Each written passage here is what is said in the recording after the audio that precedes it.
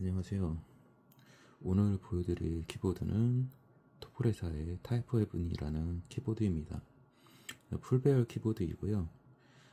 토프레 하면 니얼포스로 아마 많이 알고 계실 겁니다. 그 회사에서 좀 저렴한 가격에 디자인도 올드하지 않은 좀 더 당시 기준으로 세련된 형태로 출시되었던 그런 키보드입니다.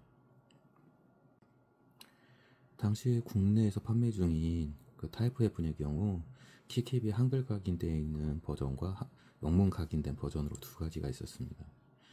재밌는 거는 초반에 한글 각인 제품이 나온 이후에 판매하는 데서 더 이상 제품을 이렇게 한글 각인 제품을 팔지 않았었나 보더라고요. 그래서 구매 후 얼마 후에 제 SNS를 보고 어떤 분이 키캡만 판매 가능하냐고 물어보는 분도 있었습니다. 그때 참 재밌구나 생각을 했었고요. 어쨌든 저는 구매를 했을 때는 모셔두기보다는 최대한 그 제품을 사용하고 그 제품이 더 이상 사용이 불가능할 때까지 사용하는 사람이다 보니까 뭐 그때 그 메시지에 뭐 제가 대응을 하거나 하지는 않았었습니다. 지금 키보드 커버는 지금 제가 임시로 덮어둔 거고요. 이 제품 전용 커버는 아닙니다. 이 제품은 커버가 따로 그 당시 없던 제품이고요. 여기 보시면은 이 모델은 좀 전에 제가 얘기 드린 그 한글 각인 버전입니다. 보시면 좀 사용한 지 오래돼서 그 키캡이 일부 여기 보시면은 이런 부분들이 많이 마모되어 있는 걸 좀 보실 수 있을 겁니다. 문자가 많이 마모가 되어 있죠. 그렇지만 지금 보시면 키보드가 전체적으로 좀 깔끔해 보일 겁니다. 이거는 제가 오랜만에 자리에 주말에 앉아 있다가 그냥 가만히 아무 생각 없이 음악을 듣고 있었는데요. 고개를 들었는데 그 책장 한쪽 구석에 이제 그 갑자기 타이프 헤븐 키보드 박스들이 보이더라고요. 그래서 생각난 김에 저 키보드가 그때 문제가 있었는데 하고 꺼내봤습니다.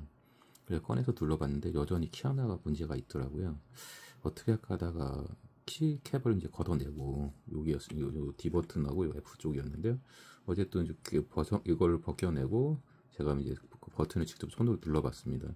그러니까 또 잘 반응을 하더라고요. 그래서 하다가 보니까 이게 이제 제가 오랫동안 그냥 관리를 안 하고 쓰다 보니까 먼지가 많이 꼈었나 봐요. 그러면서 문제가 생긴 것 같았고, 그래서 오늘 전체적으로 키보드 다 세척하고 그 다음에 여기 좀 키캡도 전부 다 관리제로 플라스틱 관리제로 다 코팅 처리해서 마감을 해줬습니다.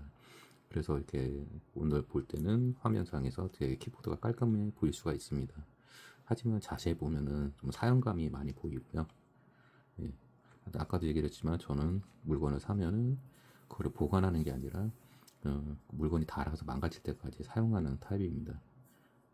그러다 보니까 그렇게 되어 있습니다. 이 키보드도 그 당시에 꽤 오랜 기간 사용을 했습니다.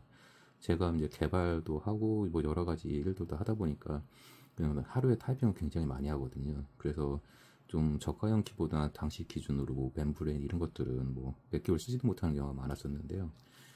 제가 이제 토프레사를 되게 좋아하는 이유가 토프레사 키보드들은 디올포스도 그렇고요. 이 제품도 그렇지만 굉장히 오랜 시간 사용을 했음에도 불구하고 외관만 이제 사용해서 사용감이 있을 뿐이지 동작에는 거의 문제가 없고, 예. 그리고 뭐 지금 솔직히 뭐 어떤 키보드들은 뭐 10년째 그냥 생각날 때 연결하면 동작하는 키보드도 있을 정도입니다. 다만 이제 그런 키보드들은 USB 타입이 아니고 지금 제가 사용하는 PC에도 그 옛날 그 타입의 단자가 없다 보니까 그냥 사용을 안 하고 있을 뿐입니다. 잠깐 그 타이핑하는 소리를 좀 들려드리긴 할 건데요. 제가 이 제품을 오늘 세척을 하면서 좀 닦아내다 보니까 윤활을 해놨던 부분들이 지금 아마 다 거의 닦여나간 것 같습니다. 그래서 소리가 좀 이상하더라고요. 그렇지만 일단은 궁금해 하시는 분들이 있을 것 같아서 좀 잠시 들려드리겠습니다. 스페이스 소리고요. 이 제품은 그 스프링이 따로 들어있지는 않습니다. 스프링이 아니라 여기 철심이 들어있지 않습니다. 보통은 여기 철심들이 이렇게 들어있는데 얘는 철심이 아니고 여기 이렇게 받쳐준 보조 축이 있고 키가 가운데 있고요. 요 스위치하고 요 이제 스페이스바 사이에 스프링이 하나 들어가 있습니다.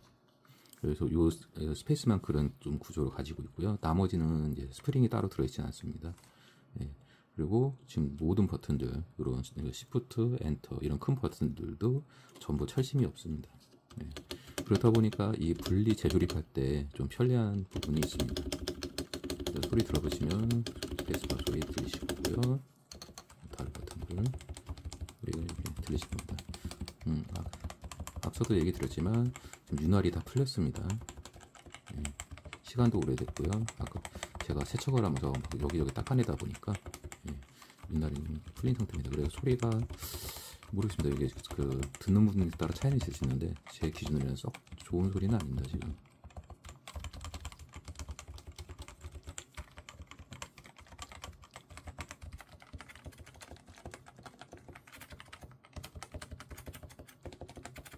요 버튼만 소리가 살짝 요거는 요 버튼만 살짝 단어를 내주네요.